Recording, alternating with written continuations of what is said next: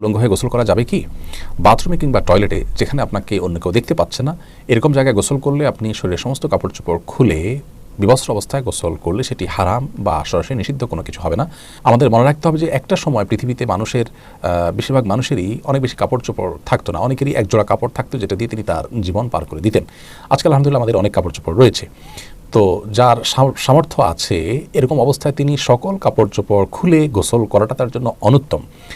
একজন সাহাবী নবী আকরাম সাল্লাল্লাহু আলাইহি ওয়াসাল্লামকে এই ধরনের একটি প্রশ্ন করেছিলেন, তিনি তখন তার জবাবে বলেছিলেন যে লাল্লাহু আহাক্কু আন ইউস্তাহিয়া মিনহু, কেউ একাকী আছেন, নির্জনে আছেন, তাকে কেউই দেখছে না, এমত অবস্থায় তিনি সকল কাপড় চোপড় খুলে ফেলবেন।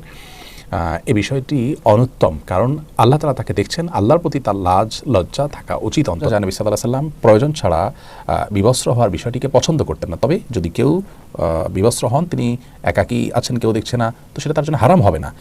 একটা হলো অনুত্তম আর একটা হারাম, দুটো জিনিস, কিন্তু হারাম হবে না বিষয়ের